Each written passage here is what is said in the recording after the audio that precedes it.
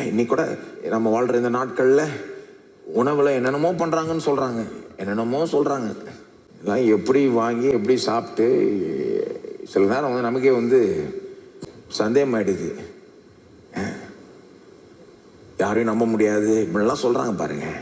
ஆனால் நம்ம ஒரே அப்படியே பயந்து போயிட்டு பதட்டப்பட்டுக்கிட்டு இருக்கக்கூடாது. நாம் இந்த வாக்குத்தத்தங்கள் எடுத்துக்கணும். சாப்பிட்றதுக்கு முன்னால் ஒரு சின்ன ஜெபத்தை பண்ண, ஆண்டவரே நீர் சொல்லியிருக்கிற அப்பத்தையும் தண்ணீரையும் ஆசீர்வதித்து வியாதியை விலக்குவேன் என்று சொல்லிவிட்டு ஆகவே சொன்னபடி செய்ய ஆண்டவரே, இந்த ஆதாரத்தை இயேசுவின் நாமத்தில் பரிசுத்தப்படுத்துகிறோம். பவுல் அப்படியே சொல்றார் 1 தீமோத்தேயு 4 1-6 வாசித்தீங்கன்னா, உணவு வந்து வசனத்தினாலும் ஜெபத்தினாலும் பரிசுத்தப்படுத்தப்படுதும், அதாவது சுத்திகரிக்கப்படுதுன்ற. It becomes good. இப்போ நம்ம வாயின் வார்த்தையில் வல்லம் இருக்கு பாருங்க.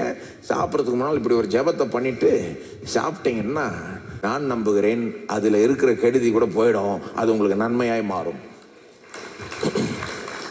அப்பத்தையும் தண்ணீரை ஆசீர்வதித்து வியாதியை விலக்குவேன். பிள்ளை இல்லாதவர்களும் இதை எடுத்துக்கோங்க பாருங்க. கூடவே கற்பம் விழுகிறதும் மலடும் உன் தேசத்தில் இருப்பதில்லை. நீங்க சொல்லலாம், ஆண்டவரே நீ சொல்லியிருக்கிறீர் மலடு உன் தேசத்தில் இருப்பதில்லை.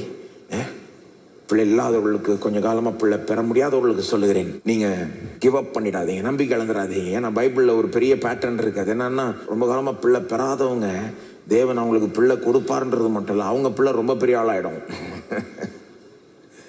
அது ஒரு பேட்டர்ன் பைபிளில் நீங்கள் பாருங்கள். யார் யாருக்கு பிள்ளை பெற முடியாமல் கர்த்தர் அப்புறம் பிள்ளைய கொடுக்குறப்போ அவங்க பிள்ளை எங்கேயோ போயிடும். பிள்ளை பெறாதவர்களுக்கு சொல்ல விரும்புகிறேன், பிள்ளை உங்களுக்கு கிடைக்கும் இயேசுவின் நாமத்தில். மலடு உன் தேசத்தில் இருப்பதில்லை, உன் ஆயுசு நாட்களை பூரணப்படுத்துவேன். அதெல்லாம் வாக்குத்தத்தங்கள், இதெல்லாம் எடுத்துக்கணும் பாருங்க.